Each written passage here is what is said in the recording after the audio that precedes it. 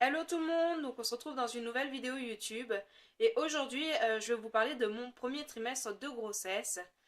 Donc j'ai eu mes dernières règles le 28 avril 2018 et j'ai pas fait un test tout de suite parce que je voulais attendre. Et du coup j'ai décidé, avec Boris on a décidé de faire un test le jour de la fête des mères parce que il y avait le temps qu'il fallait et tout ça et quelques jours de retard. Sachant que le mois d'avant en fait j'attendais mes règles et j'ai eu du retard et j'étais pas enceinte donc on s'est pas trop précipité du coup pour ce test et on s'est dit bon allez il faut quand même en faire un et il s'est avéré positif donc déjà on était content mais là-dessus on avait un peu peur d'un faux positif aussi du coup on a attendu le mardi ou le mardi et on a eu les résultats le mercredi de la prise de sang quelque chose comme ça. Enfin, d'habitude c'est rapide et là il nous a fallu un peu de temps, ou dans la fin de la journée, je sais plus exactement, pour savoir si c'était positif. Et du coup c'était bien positif. Donc là on était content, mais on n'arrivait pas à réaliser en fait, parce que j'avais pas plus de symptômes que ça. En fait j'en avais pas du tout au début. Et du coup, petit à petit, la fatigue s'est installée. Alors c'est pas une fatigue physique, c'est... Je sais pas comment l'expliquer, c'est une fatigue qui est pesante parce qu'on a beau se reposer, et on n'est jamais reposé en fait. Et après ça, début juin, j'ai commencé à travailler en maison de retraite. Donc je sais pas si vous savez, enfin la plupart des personnes qui travaillent en maison de retraite le savent, les horaires sont un peu pénibles. Du coup, j'ai embauché le matin à 9h, je finissais à 13h, je reprenais à 17 et je finissais à 21h. Donc entre 13h et 17h, et moi qui ne dormais jamais en journée, j'étais obligée de faire une sieste en fait. Je me sentais. En fait, j'avais pas le choix parce que sinon j'avançais plus du tout le soir. Et le soir, c'est le service. Donc si j'avançais pas, c'était pas top. Donc je dormais beaucoup. Ça a été le premier symptôme de grossesse. Ensuite, le deuxième que j'ai eu, c'était des nausées. Dès que je mangeais, en fait, j'avais envie de vomir. J'ai jamais eu un seul vomissement, donc ça là-dessus, j'étais bien chanceuse. Et je me sens toujours bien chanceuse là-dessus. Jamais un seul vomissement. Mais par contre, beaucoup de nausées. Donc dès que je mangeais, j'avais tout de suite envie de vomir. Donc j'ai ne quasiment. Enfin, j'ai mangé, hein. Mais j'avoue avoir beaucoup moins mangé au premier trimestre. Ce qui fait qu'à la fin du premier trimestre, j'avais perdu 3 kilos. Donc, bon, ça n'a pas inquiété la sage-femme, heureusement. Sachant que j'avais déjà un peu de surpoids, un peu beaucoup. Bien qu'avant de tomber enceinte, j'avais réussi à perdre 5 kilos. Comme j'étais encore en surpoids, la sage-femme n'a pas cherché, du coup. Enfin, pour elle, c'était normal. Donc, ça, des nausées. Et j'ai eu une aversion pour pas mal d'aliments, notamment le porc, en fait. Tout ce qui était côtelettes de porc, rôti de porc, les choses comme ça. Rien que l'odeur, ça me donnait envie de vomir. C'était horrible. Les knackis, ah là là, c'était horrible. Ça et le foie. Moi qui mangeais régulièrement du foie, et c'était fini. Rien que l'odeur, c'était... Oh là là. Je supportais pas du tout, du tout, du tout. Donc en gros symptôme, c'est j'ai ça, il me semble. À savoir que j'ai travaillé en maison de retraite tout le mois de juin. La dernière semaine de juin, j'ai fait 60 heures à peu près dans la semaine. Autant dire que j'étais crevée avec les fatigues. Et du coup, ça a été ma dernière semaine où j'ai travaillé parce que à cause de ça, j'ai trébuché chez mes parents, parce que j'étais chez mes parents quand j'ai travaillé, puisque c'était sur l'île Léon. J'ai trébuché et à cause de la fatigue physique et la fatigue rajoutée de la grossesse, je me suis fait une entorse au poignet. Donc je ne pouvais, j'étais en en arrêt maladie, je veux dire. Et pendant 2 semaines, du coup, mon poignet était sous attelle. Mon patron en a profité pour arrêter ma saison, parce que du coup, il avait besoin de quelqu'un tout de suite, donc ça lui a pas plu. Et il a embauché quelqu'un d'autre. Voilà, et comme c'était des tout petits contrats, il faisait des contrats à la semaine, comme ça, il n'y avait pas trop de problèmes. Là-dessus, j'ai trouvé à la fin de ma, comment, du moment où j'avais mon hôtel. Après ça, à la fin de mon entorse, j'ai trouvé en intérim une petite semaine d'intérim en vente en charcuterie, fromagerie à la coupe. À la base, ça aurait dû faire juillet et août en entier. Sauf que la personne que je remplaçais est revenue plus tôt au travail, donc du coup, j'étais là pour la remplacer, donc je suis pas restée. Et en fait, travailler beaucoup ne m'a pas dérangée au tout début.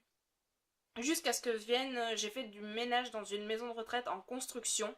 Enfin, elle venait d'être finie, c'était encore en chantier et du coup, fallait dégraisser les fenêtres, enlever tout ce qui était poussière et tout ça. Et j'ai fait une journée de. Mais une grosse journée, une grosse journée. Avec de la route parce que le chantier était pas loin, était pas très près. Bon, c'était l'entreprise qui embauchait les intérimaires qui faisait, qui nous conduisait, donc ça allait. Mais j'ai fait de la route en plus d'avoir travaillé et là ça a été la journée, à la fin de la journée, j'étais pliée en deux, j'avais mal au ventre et là j'ai dit ça c'est pas possible. Tout ce qui est comme ça c'est fini. Donc après un symptôme autre que j'ai eu, j'ai commencé en fin du premier trimestre. Heureusement ça n'a pas duré longtemps, c'est des cauchemars. Alors au début je n'osais pas en parler parce que c'était souvent des cauchemars où je rêvais où Boris me quittait, où il me trompait, ou des choses comme ça. Et c'était même pas une question de manque de confiance ou autre. Mais j'en ai parlé après sur un groupe de grossesse et en fait c'est un peu un symptôme de grossesse. Ça arrive régulièrement que les femmes enceintes aient des cauchemars comme ça. Heureusement ça n'a pas duré longtemps et tant mieux. J'ai fini pour en parler plus avec Boris qui m'a rassurée et je pense que c'est ça qui a fait la différence, qui a fait que ça s'arrête. C'est le fait d'en avoir parlé avec lui, ça m'a rassurée en fait, j'avais besoin d'être rassurée, pourtant j'ai totalement confiance en lui, mais la grossesse fait que les hormones, tout ça, et ben ça joue beaucoup sur le mental. Donc voilà pour ce premier trimestre, je me rappelle pas avoir d'autres choses comme symptômes. Si j'allais beaucoup aux toilettes et je buvais beaucoup. C'est-à-dire que d'habitude j'ai beaucoup de mal à boire 1,5 litre d'eau et là j'ai buvais facilement 3 litres d'eau par jour. Donc il faisait chaud, j'ai pas mal travaillé. Et le fait du coup d'être enceinte, ça m'a donné soif tout le temps. En conséquence, j'allais beaucoup aux toilettes, surtout la nuit. Et ça c'est le plus dur. Donc voilà. Ensuite pour l'annoncer, on l'a pas annoncé tout de suite, on voulait le garder pour nous. Donc du coup, le fait d'avoir été chez mes parents quasiment tout le mois de juin, ça n'a pas été facile parce que fallait pas qu'ils le remarquent. Parce qu'on voulait pas en parler tout de suite, au cas où il y a une fausse couche ou quoi que ce soit. On en a parlé que début juillet, donc j'étais à un peu plus de 2 mois de grossesse seulement. Donc c'est tôt quand même, mais déjà il y a beaucoup moins de risques que dans les premières semaines en fait. Donc on en a parlé, sachant que notre situation n'était pas GG, j'étais encore étudiante et tout ça, on avait un peu d'appréhension. On a commencé par le dire à son père et sa belle-mère, la veille de l'anniversaire de son père, et au début il y croyait pas du tout en fait. Il croyait qu'on faisait une blague, et il croyait pas, il a mis un certain temps à réaliser. Mais il a bien pris, donc on était rassurés. Et le lendemain, on l'a annoncé à mes parents, on fêtait le CAP que Boris a eu. Et du coup, j'appréhendais beaucoup la réaction de ma mère. Parce que pour ma mère, en fait, il fallait que j'ai 25 ans, un CDI, une maison, enfin vraiment une situation en béton pour avoir un enfant. Et au final, sur le moment, elle a bugué. Vraiment avec sa petite cuillère comme ça, et la bouche grande ouverte en mode. Et là-dessus, en fait, c'est passé 2-3 minutes sans qu'elle dise quoi que ce soit. Et après, elle était contente. Donc sur le moment, j'ai un peu craint qu'elle s'énerve un peu. Mais non, en fait, pas du tout. C'était juste le temps en fait d'avaler entre guillemets la pilule. Et nickel. Mon père était super content. Mon frère a mis beaucoup de temps à l'accepter. Mais bon, après, c'est comme ça, hein. Maintenant, il est très content. Et la sœur à Boris était super contente dès le début. Donc voilà, on a eu la première écho début juillet. Donc vers les 2 mois. Sachant que nous, on n'a pas eu d'écho de datation en fait. Donc on a eu que la première écho directe.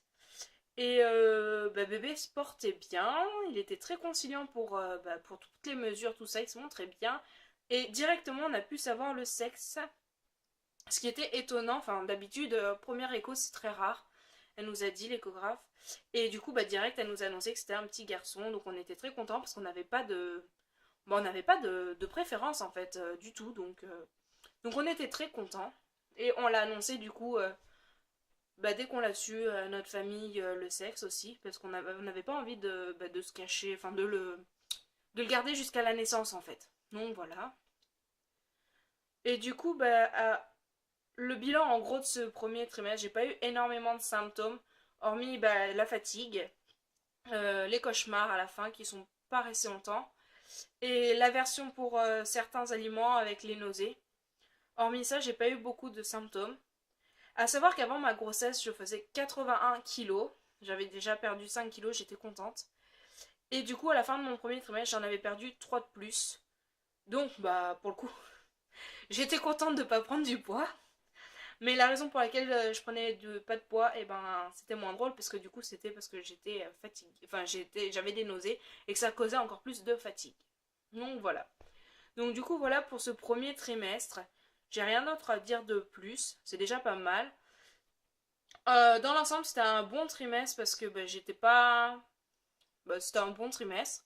J'étais fatiguée, mais je dormais, mais voilà. Enfin, c'était pas un trimestre où j'étais totalement malade comparé à certaines qui passent leur temps dans les toilettes parce que ça va pas du tout.